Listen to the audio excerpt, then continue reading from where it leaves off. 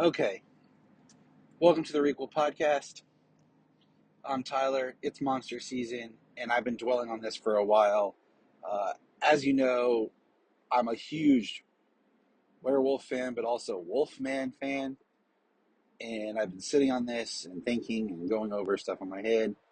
And here is my pitch for a proper reboot of The WOLFMAN. The setup is it's modern day, and you have Lawrence Talbot, a successful businessman out of Seattle. Okay. And what you find out is he descends from somewhat of English nobility. His parents split when him and his twin brother were young. Him going to America with his mom, and his brother staying with their father, Sir John Talbot, in their native village. And what we learn is Sir John, when he had the children, was already an older gentleman.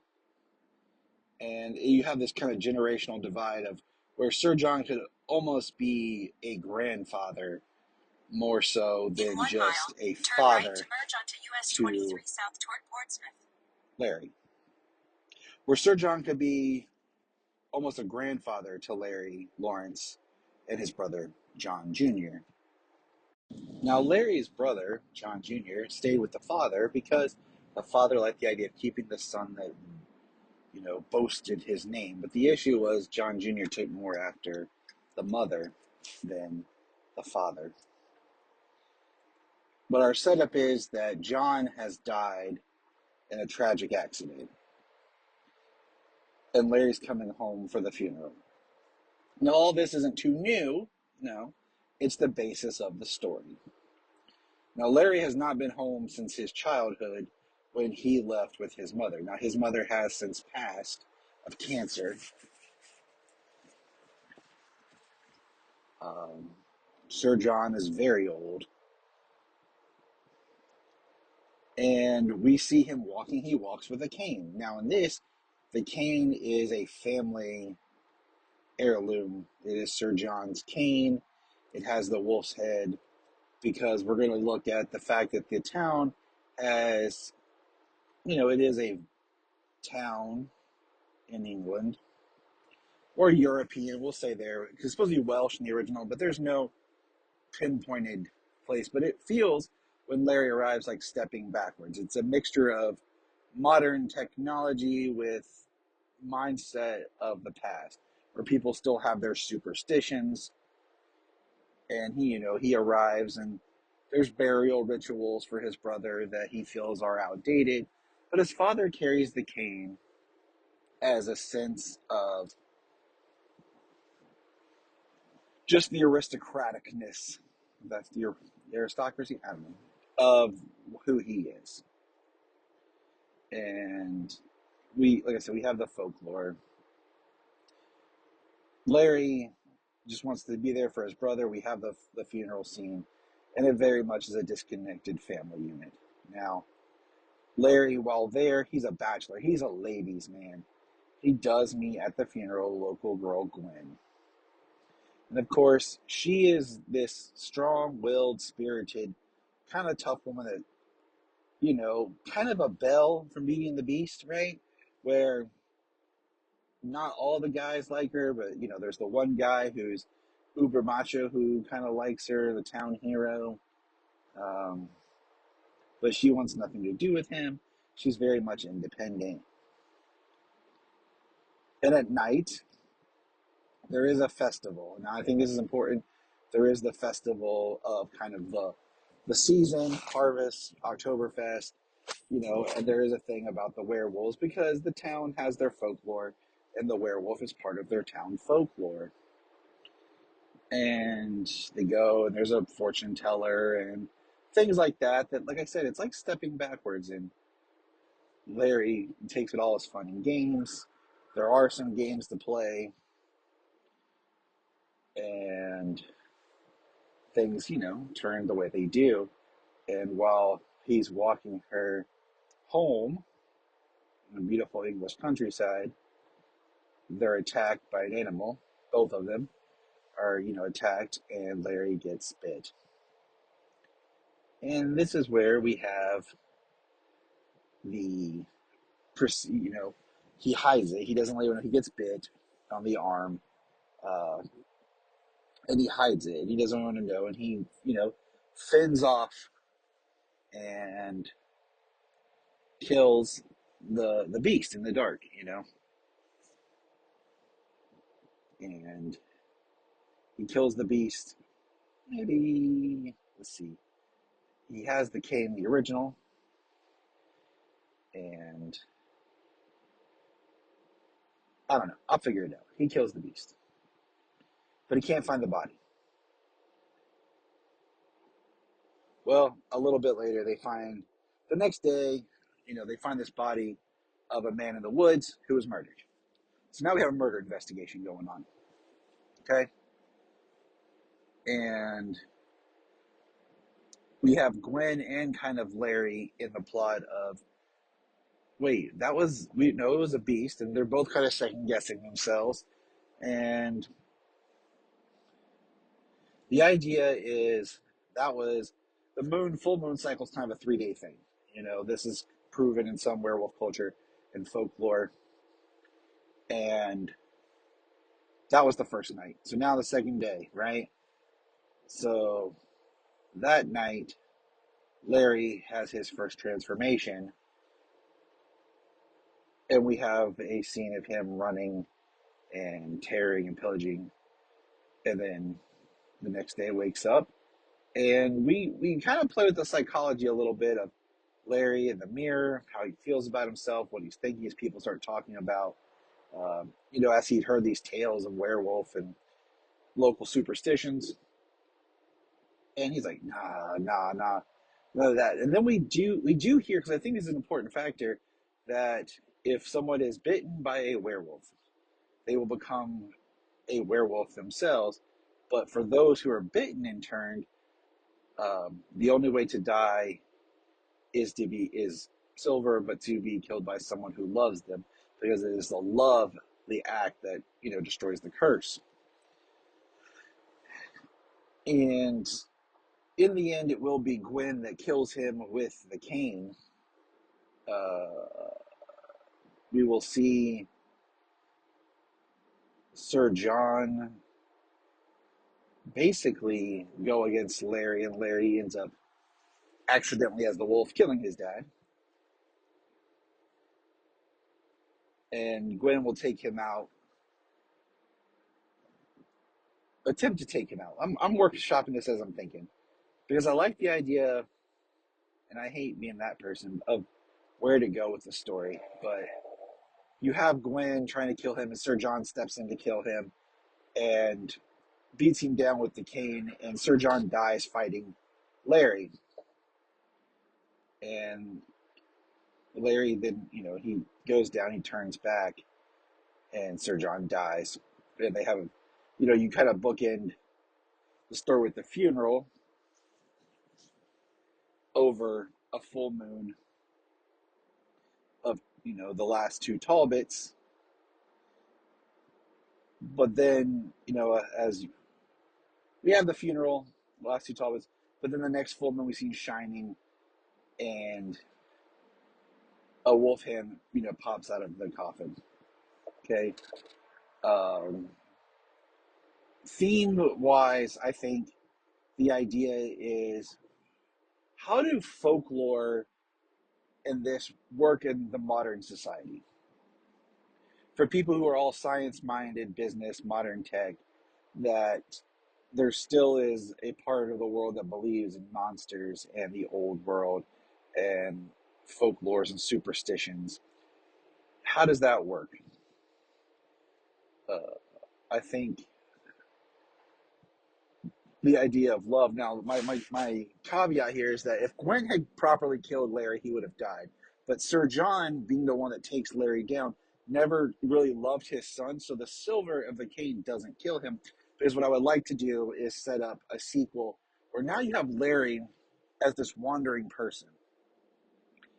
He can't really go back to his life as the businessman because he was declared dead, and for like a month he was dead, in a tomb, and everyone saw him, the body. They had a funeral, and uh, he was buried a certain way because the fortune teller will bring back, modern day of what actually a Romani person can be nowadays compared to the versions that we saw and used in past. So we can really pay respect to those people instead of using them as culturally inappropriate tropes. And so the idea is, if you were to do a second one, what wrestling with the beast of who he is, him knowing going into life as knowing he has his other side, what does he have to do as he tries to learn about it? But then can he turn this curse? And I've always been a fan, and this comes from the Abbott and Costello meet Wolfman, Dracula, and Frankenstein. And yes, I said Wolfman first. I know technically the movies Abbott and Costello meet Frankenstein. Uh, where Larry then goes out trying to find what else is true. And I always like the idea of Larry being um, a kind of protector. And because even in his form as a human, he still has an enhanced supernaturalness to him as the Wolfman. And he has the desire, the animal rage, but it's like he's working to try to better himself. It is a curse. And, he does have to try protecting himself on the full moon so that he doesn't go and kill everyone he loves. He becomes the antithesis of himself, almost as if the beast is driven. When he wolfs out, the beast is driven to kill that which Larry loves most. And a lot of this can be addressed in the film, and of course we have to have the poem. Uh, and I like the idea that it's a modern version of an old town. Like, how do historical little villages go through time that has history of folklore and has their traditions, but they still honor the past. And that's really kind of what I want to capitalize on and keep so much of the story of tragedy of a good man. And that's something I really want to see set up, is that Larry is a successful businessman, but he also is like a philanthropist. Like, he donates money, he helps charities. Yeah, he's a little bit of a smooth talking ladies man, bachelor, but he has a good heart.